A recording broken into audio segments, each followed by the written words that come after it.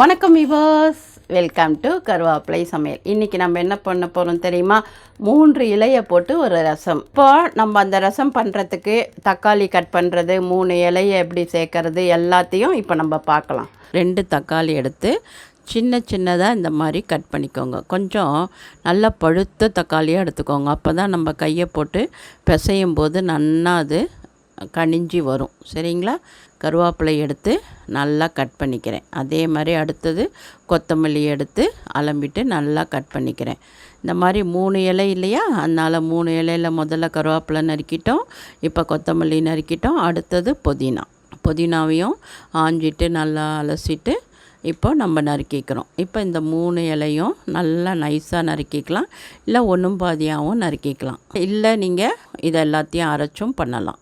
இப்போ இந்த 3 இலையும் கட் பண்ணிட்டோமா, தக்காளி போட்டுட்டோமா, இதை நல்லா கையை வச்சு நசுக்கணும்.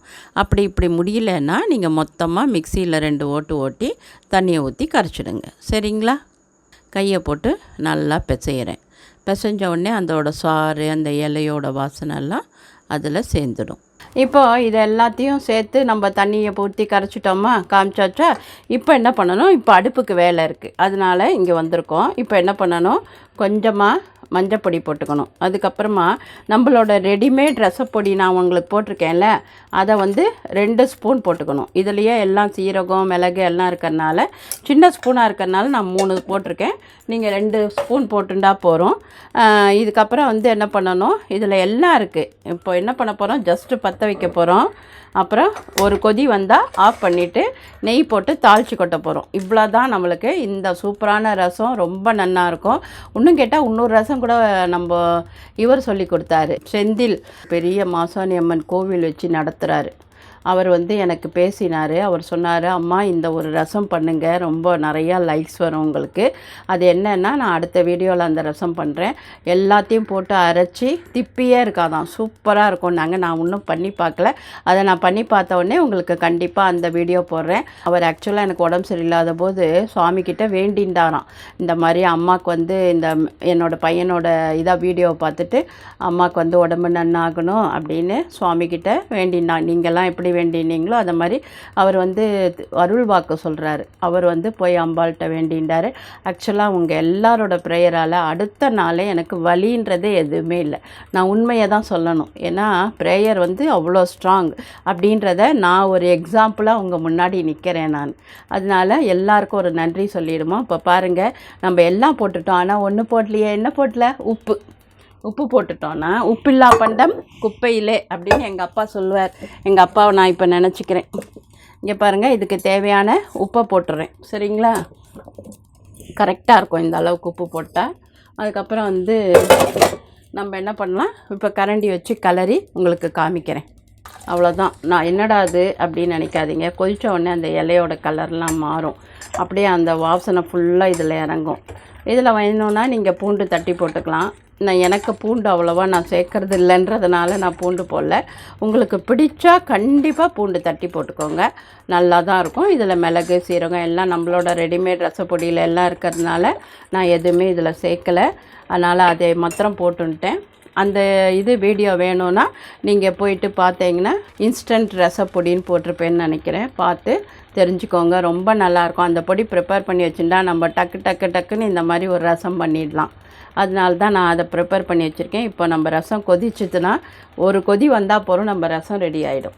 பாருங்கள் எப்படி சூப்பராக கொதி வந்துடுது. அவ்வளோதான், நம்ம ரசம் ரெடி ஆகிடுது. ஒரே ஒரு பிஞ்சு வெல்லம், ரொம்ப போடக்கூடாது, ஒரு ட்ராப் தான் போட்டிருக்கேன். அதே அளவுக்கு சும்மா இப்படி ஒரு 3 விரல் எடுத்து அப்படி கொஞ்சம் போட்டிங்கன்னா முடிஞ்சு போச்சு. நம்ம ரசம் செம்ம டேஸ்ட்டாக இருக்கும். கடைசியாக என்ன பண்ண போகிறோன்னா, கடுகும் பெருங்காயமும் நெய் போட்டு தாளித்து அதெல்லாம் போட்டுடணும். சரிங்களா?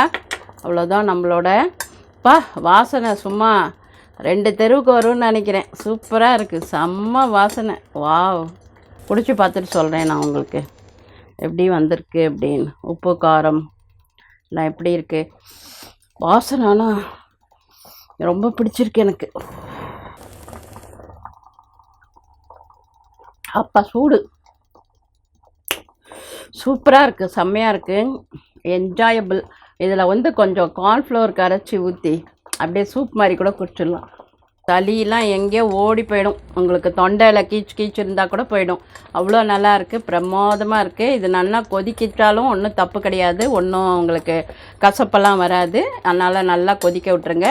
ஒன்று சொல்ல மறந்துட்டேன், இப்படி இலையாக இருக்குது எங்களுக்கு பிடிக்காதுன்னா நீங்கள் என்ன பண்ணுங்கள், நான் நறுக்கினேன் இல்லையா, தக்காளி, கருவேப்பிலை, கொத்தமல்லி, புதினா, ஒரு மிளகா, ஒரு இஞ்சி எல்லாத்தையும் மிக்சியில் நல்லா ஓட்டிட்டு தண்ணியில் கரைச்சி கொதிக்க விடுங்க. இன்னும் சூப்பராக இருக்கும். உங்களுக்கு இந்த மாதிரி இலையாக இருந்தால் பிடிக்காதுன்னா அந்த மாதிரி பண்ணுங்கள். இல்லை ஒரு வாட்டி இப்படி பண்ணுங்கள், ஒரு வாட்டி அரைச்சி பண்ணுங்கள்.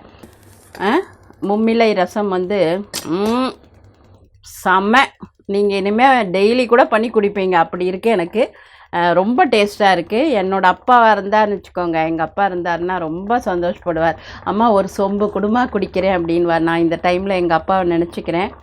என்ன பண்ணுறது, சரி ஓகே. அப்புறம் என்ன பண்ணலாம், அடுத்த இதை சாப்பிட்டு பார்த்துட்டு ஷேர் பண்ணவோ, லைக் பண்ணவோ, கமெண்ட் பண்ணவோ மறக்கவே மறக்காதீங்க. ஏன்னா இது ரொம்ப சூப்பராக இருக்குது. நான் உங்கள்கிட்ட இந்த நல்ல ஃபீட்பேக் தான் நான் எதிர்பார்க்குறேன். செஞ்சு பார்த்துட்டு தானே கொடுப்பீங்க, அதனால் செஞ்சு பார்த்துட்டு சொல்லுங்கள். எப்பவும் போல் உங்கள் ஆதரவுக்கு நன்றி சொல்லிவிட்டு சப்ஸ்கிரைப் போட்டுக்கோங்க, லைக் போடுங்க, ஷேர் பண்ணுங்கள் ஃப்ரெண்ட்ஸ் அண்ட் ரிலேட்டிவ்ஸ்க்கு. அதுக்கப்புறம் என்ன பண்ணணும், கமெண்ட் கொடுக்க மறக்காதீங்க. ஃபேஸ்புக்காக இருந்தால் ஃபாலோ பண்ணிக்கோங்க. ஆரோக்கியமாக சாப்பிடுவோம், ஆரோக்கியமாக இருப்போம். நன்றி, வாழ்த்துக்கள்.